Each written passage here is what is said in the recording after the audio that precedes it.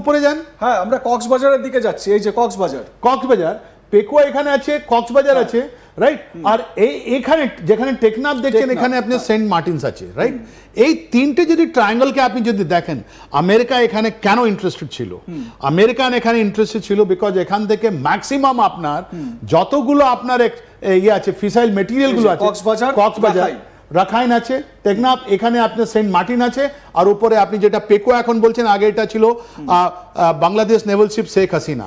এই ট্রায়াঙ্গেলের মধ্যে সব খেলাগুলো আছে। আর কক্সবাজারের ঠিক উপরে রাইট 1 কিলোমিটার দূরে এই আপনার মহেশখালী জায়গাটা আছে, যেখানে ম্যানগ্রোভ 100 স্কোয়ার কিলোমিটার, ওখানে শুধু জঙ্গল আছে, আর কিছু নেই। আপনি এটা বোঝেন, রাইট। নাও এই আপনি যদি ডটসগুলো কানেক্ট করেন, তার মানে ওখানে আপনার একটা আছে, কি নাম, কি বলি, মাইন্সগুলো আছে, যেটা আপনার একটা মেঘালয় থেকে আসছে, একটা আপনার মাইন্স যেটা আছে রাখাইন থেকে আসছে, আর এখানে ইন্টারন্যাশনাল গ্যাংগুলো আছে।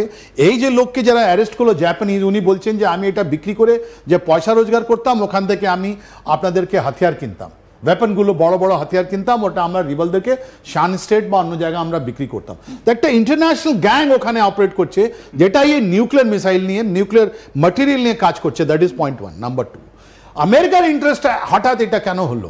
হঠাৎ এই এলাকাতে, তারপরে আপনার জুলাই মাসের পর এখানে কেন হঠাৎ হলো?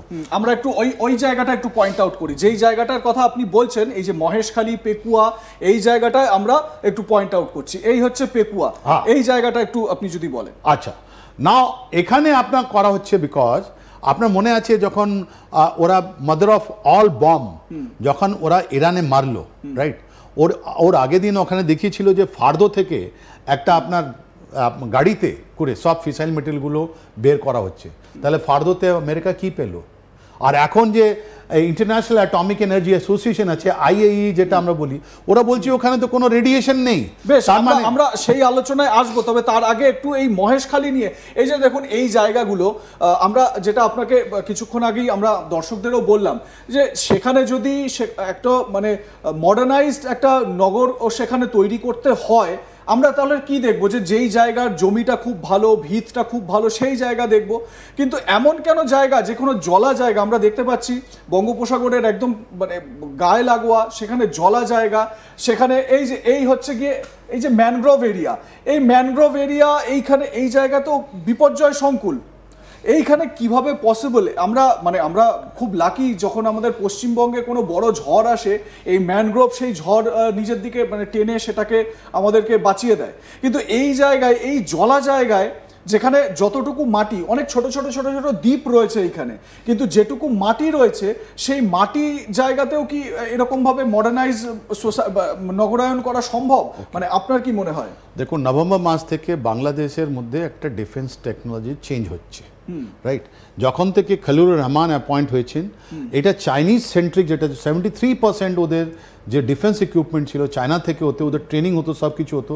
এখন সব কিছু খলিলুর রহমান আমেরিকা করে দিয়েছেন। তারপর আপনি দেখুন এই জানুয়ারি মাসে ধরা পড়লো মানে ওর প্রসিকিউশন হলো, পুরো জিনিসটা বললো।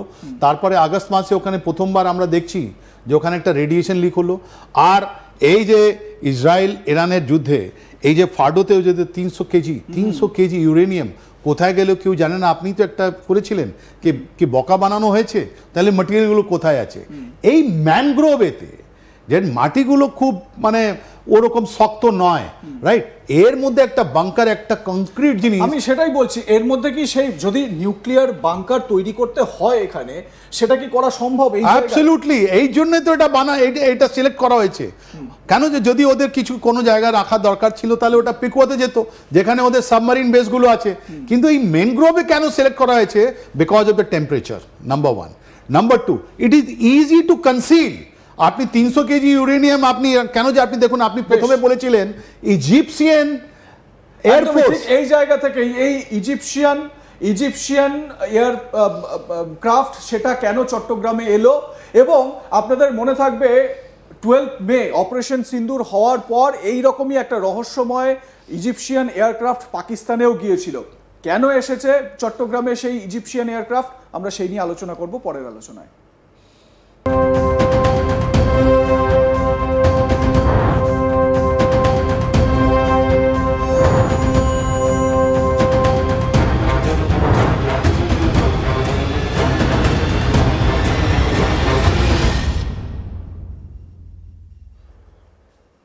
এবারে আমরা যে আলোচনা করব সেটা হচ্ছে গিয়ে ইজিপশিয়ান এয়ারক্রাফট। আমার কথা হচ্ছে গিয়ে ইজিপশিয়ান এয়ারক্রাফট এত রহস্যময় কেন? পাকিস্তানের ক্ষেত্রেও চলে এলো, এবার বাংলাদেশে কোনো অপারেশন তো হয়নি, তার আগে বাংলাদেশে হাজির হয়ে গেল।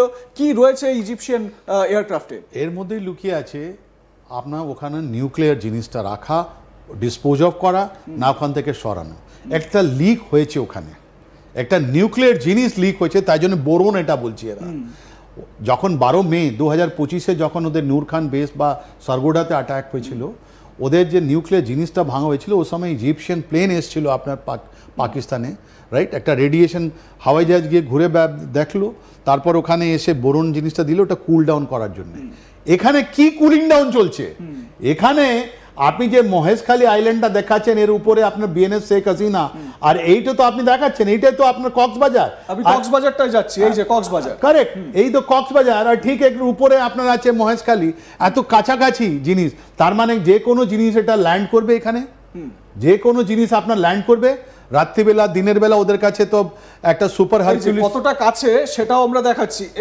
এই যে রানওয়েটা কক্সবাজার এয়ারপোর্টের, এই যে রানওয়ে, এবারে এই রানওয়ে থেকে যে জায়গাটা, এই যে রানওয়ে শেষ হচ্ছে, এবারে ওটা এইদিকে দেখুন, এটা মহেশখালী কক্সবাজার, এটা লাইন। এই দেখুন, এই যে ক্রিক আপনি দেখছেন, এটা এইটা মহেশখালী, এটা চলে যাচ্ছে। তার মানে ওখান থেকে কোনো জিনিস আসবে স্ট্রেট ওয়ে আপনার জলপথে, আপনার মহেশখালীতে কেউ জানতে পারবেন না। এন্ড তাই জন্য মহেশখালী অ্যাবসলিউটলি, এটা মহেশখালীর আপনার যত ঘাট ফাটা আছে, এইটাই ম্যানগ্রোভ জঙ্গল, যেটা আমরা বলছি 3.77 কিলোমিটার, মানে কক্সবাজার এয়ারপোর্টের রানওয়ে যেখানে শেষ হচ্ছে, এইখান থেকে আমরা যদি আরো একটু 3.77 কিলোমিটার বা 4 কিলোমিটারের মধ্যে, 4 কিলোমিটারের মধ্যে এই জায়গায় পৌঁছে যাওয়া যাচ্ছে।